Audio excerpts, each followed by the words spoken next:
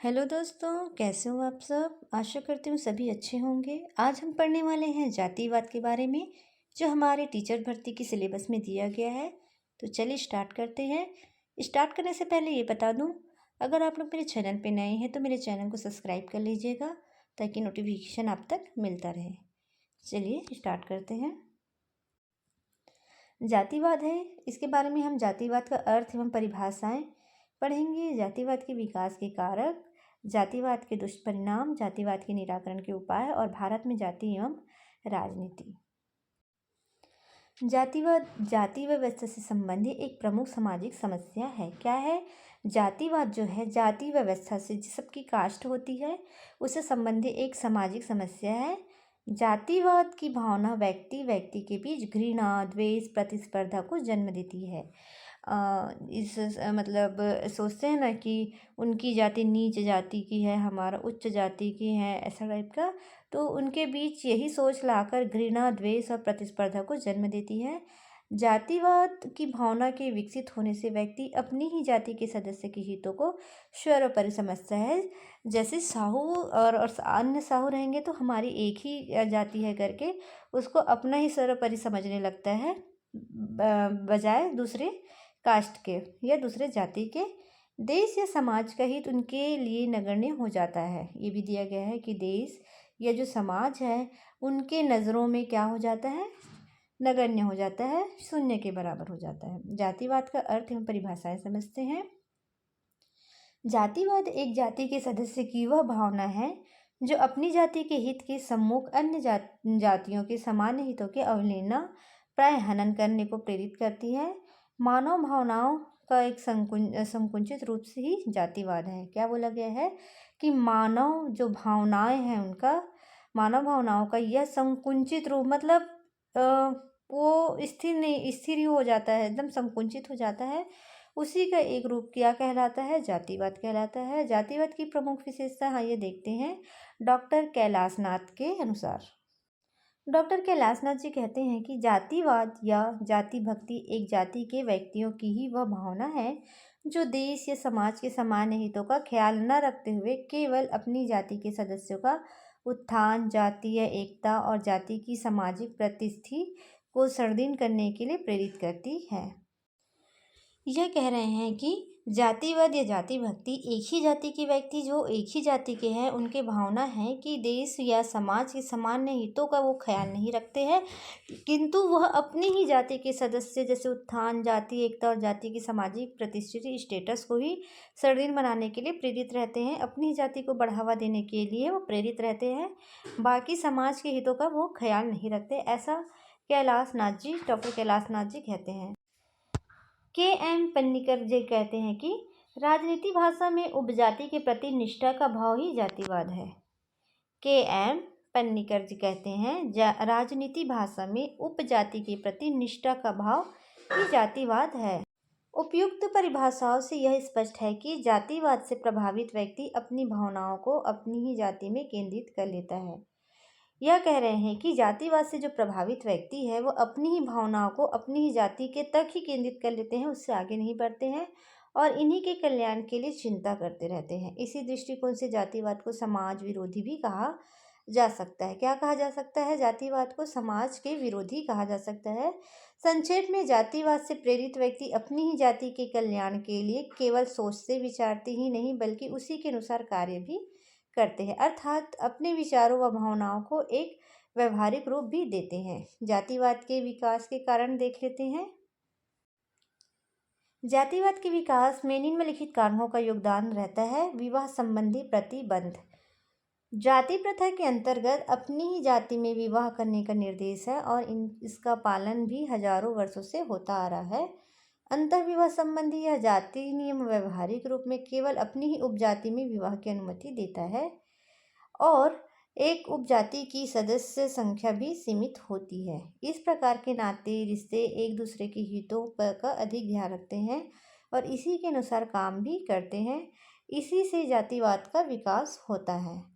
प्रचार व यातायात के साधनों में वृद्धि। यातायात और प्रचार के साधनों के अभाव में प्राचीन काल में जातिवाद पनप नहीं पाता था। पर आज वह कमी दूर हो गई है और बिखरे हुए एक जाति के सदस्य में नाता दृष्टतर होता जा रहा है। जहाँ एक और यातायात के साधनों में उन्नति होने से एक जाति के सदस्य देश में भिन्न भागों में बिखर गए हैं, दूसरी ओर उन्हें साधनों ने उन्हें संगठित करने में भी सहायता दी जाती है। नगरीकरण क्या है? नगरीकरण में प्रत्येक नगर में विभिन्न जातियों का एक अच्छा खासा जमघट संभव हुआ है। इसके फलस्वरूप प्रत्येक जाति को यह मौका मिला है कि वह अपने हितों की रक्षा करने के लिए अपने एक विशेष संगठन का निर्माण करते हैं। मतलब अपनी ही जाति का एक संगठन बना लेते हैं। अपनी जाति की प्रतिष्ठा बढ़ाने के लिए आज के संसार ने समानता का द्वार सबके लिए खोल दिया है, पर जाति की प्रतिष्ठा इसी आधार पर स्थिर रह सकती है कि इस सुविधा से लाभ उठाकर एक जाति से अधिक व्यक्ति अपनी स्थिति को ऊंचा उठाए। आज यह आवश्यक है कि एक जाति के अधिक से अधिक सदस्य शिक्षित हो, धनी हो, अच्छे पदों पर नियुक्त हो या राजनीतिक सत्ता के अधिकारों हो, तब कहीं उस जाति की स्थिति सामाजिक जीवन में ऊंची उठ सकती है। औद्योगिकी विकास। मानव में औद्योगिकी विकास के साथ साथ असंख्य नए पेशों का जन्म हुआ है। इसमें ये बोल रहा है कि वर्तमान में जब औद्योगिक विकास होते रहे हैं, औद्योगिक विकास के साथ साथ असंख्य नए पेशों का जन्म हुआ है और उन पेशों में काम करने के लिए सभी को समान अवसर प्रदान किए गए था। जातीय आधार पर उन पेशों का ना तो विभाजन किया गया है और ना ही ऐसा करना संभव था। इसका परिणाम यह हुआ कि अनेक पेशों के दृष्टिकोण से सभी जाति के सदस्य एक स्तर पर आ खड़े हुए और उन पेशों की नियुक्ति के संबंध में उनसे पर्याप्त प्रतिस्पर्धा बढ़ी। फलतः प्रत्येक जाति के लिए यह आवश्यक हो गया है कि वह पेशों में नियुक्ति के संबंध में अपने सदस्यों को कुछ संरक्षण प्रदान करें। जजमानी प्रथा का टूटना। जजमानी प्रथा के अंतर्गत प्रत्येक जाति दूसरे जाति के लिए आवश्यक सेवाएं प्रदान करती थी। इसमें यह कहा गया है कि जजमानी प्रथा ऐसी प्रथा थी जिसके अंतर्गत प्रत्येक जाति दूसरे जाति के लिए आवश्यक सेवाएं प्रदान करती थी और बदले में आवश्यक वस्तुएं प्राप्त करती थी। वस्तु विनिमय जिसको कहते हैं, इनमें एक दूसरे जाति के बीच आदान प्रदान चलता रहता था। जजमानी प्रथा की समाप्ति होने से विभिन्न जातियों के मध्य संबंध टूट गए। इनके फलस्वरूप जातिवाद को बढ़ावा मिला है। संस्कृतिकरण क्या है? संस्कृतिकरण की प्रक्रिया ने भी जातिवाद को बढ़ावा दिया। संस्कृतिकरण की प्रक्रिया के द्वारा निम्न जाति अपने से उच्च जाति की व्यवहार को ग्रहण करती है। संस्कृतिकरण करने वाले जाति अपने को अन्य निम्न जाति से ऊंचा मानने लगती है और इससे जातिवाद की भावना बढ़ने लगती है। यहाँ पे राजनीति देख लेते हैं। वर्तमान समय में राजनीति भी जातिवाद के विकास में सहायक है। आज पंचायत से लेकर संसद तक चुनाव में जाति के आधार पर ही वोट मांगे जा रहे हैं। जातीय आधार पर ही राजनीतिक पार्टियां अपनी जिम्मेदारियों का चयन कर रही है। जिस क्षेत्र में पिछड़े वर्ग की वोट संख्या ज़्यादा है वहां से पिछड़े वर्ग का प्रत्याशी, जहां मुसलमानों की संख्या ज़्यादा है वहां मुसलमान प्रत्याशी आदि को चुना जाता है। आज भारत में विभिन्न स्थानों पर जाति के नाम पर वोट मांगे जाते हैं और दिए जाते हैं, जो कि गलत है। आगे देखते हैं विभिन्न जातीय संगठन। भारत में नागरिकीकरण और औद्योगिकरण के फलस्वरूप विभिन्न जाति के लोगों का नगरों की ओर पलायन होना। आज विभिन्न नगरों में विभिन्न जाति के अपने अपने जाति संगठन हैं। वे अपनी जाति के सदस्य के हितों के लिए सभाएं, सम्मेलन आदि करते हैं। राजनीति में इस जातीय संगठनों का सक्रिय योगदान रहता है कि इस प्रत्याशी को मत देना है, यहाँ की इनके द्वारा तय किया जाता है। फलस्वरूप जातिवाद को बढ़ावा मिलता है। जातिवाद के दुष्परिणाम क्या हो सकते हैं? जातिवाद के प्रमुख दुष्परिणाम निम्नलिखित हैं। पहला है, जातिवाद प्रजातंत्र के लिए घातक है। जैसे जाति और प्रजातंत्र दोनों एक दूसरे के विरोधी हैं। अनेक पेशेवर नेता राजनीतिक क्षेत्र में इस जातिवाद से लाभ उठाते हैं। चुनाव के समय जाति के नाम पर ही वोट मांगते हैं और सफल भी हो जाते हैं। इससे प्राय ऐसे व्यक्ति चुन लिए जाते हैं जो अपनी ही जाति के हितों का प्रमुख समाज के सामान्यतः हितों की बलि देते रहते हैं, सामान्यतः नारा लगाते हैं, पर व्यवहारिक रूप से जातिवाद का ही डंका बजता रहता है। आगे देखते हैं औद्योगिक कुशलता में बाधा। चूँकि सरकारी तथा अन्य प्रकार की नौकरियों में नियुक्ति जाति के आधार पर होती है, इस कारण प्राय ऐसे ही लोगों की भरमार होती है जो अयोग्य और निकम्मे होते हैं। इसका परिणाम यह होता है कि योग्य और कुशल व्यक्ति को मौका ही नहीं मिलता। आइए आगे बढ़ जाते हैं। एक ही जाति वाले नैतिक पतन है।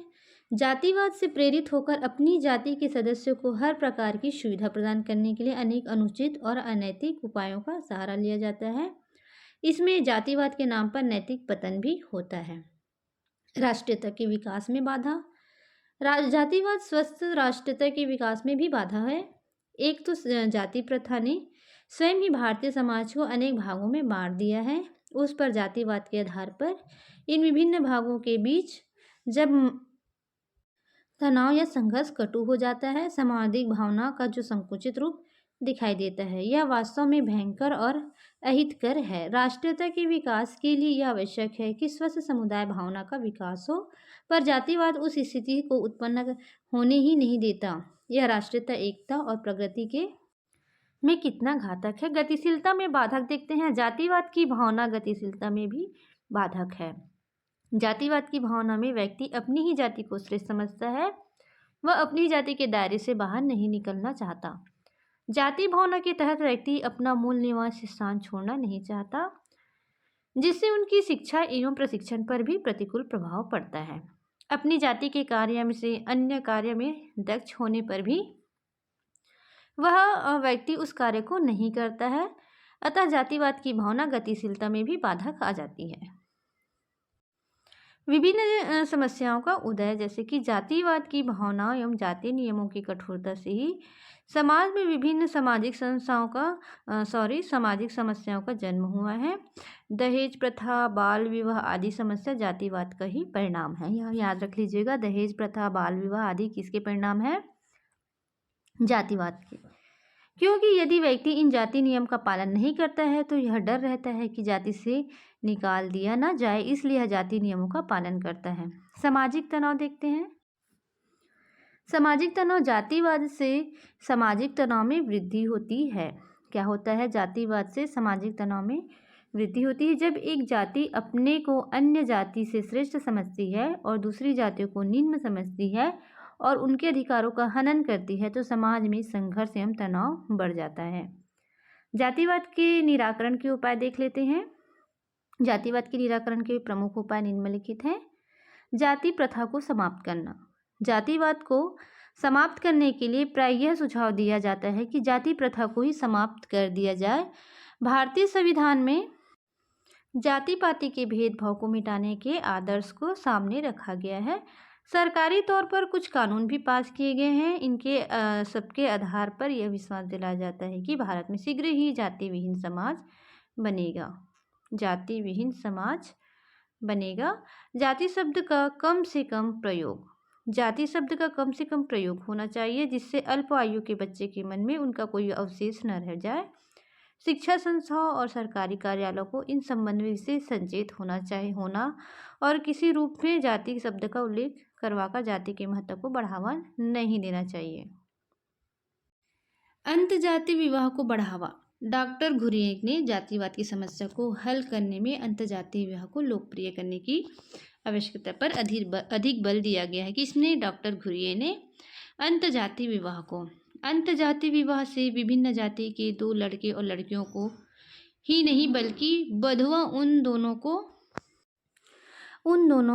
दोनों के दो परिवारों को भी एक दूसरे के निकट आने का अवसर प्राप्त होता है। इस रूप से जाति प्रथा उपेक्षित होगी और विभिन्न जाति के बीच जो खाई है वह नष्ट हो जाएगी और जातिवाद के विरोध में क्रियात्मक आवाज उठने लगेगी। आगे देखते हैं आर्थिक और सांस्कृतिक समानता। विभिन्न जातियों में आर्थिक और सांस्कृतिक असमानता उनमें पारस्परिक द्वेष और प्रतियोगिता को जन्म देती है, जिसका आधार आगे चलकर जातिवाद ही होता है। इसे समाप्त करने के लिए उनमें आर्थिक सांस्कृतिक समानता लानी होगी, ताकि इस समानता के आधार पर ही वे एक दूसरे के निकट आ सके। यह कार्य सामाजिक और आर्थिक प्रगति के द्वारा किया जा सकता है, जिसकी ये औद्योगिक दृष्टि से परिपक्व समाज का निर्माण किया जा सके। उचित शिक्षा भी बहुत जरूरी है। जातिवाद को समाप्त करने के लिए एक महत्वपूर्ण आवश्यकता उचित शिक्षा भी है।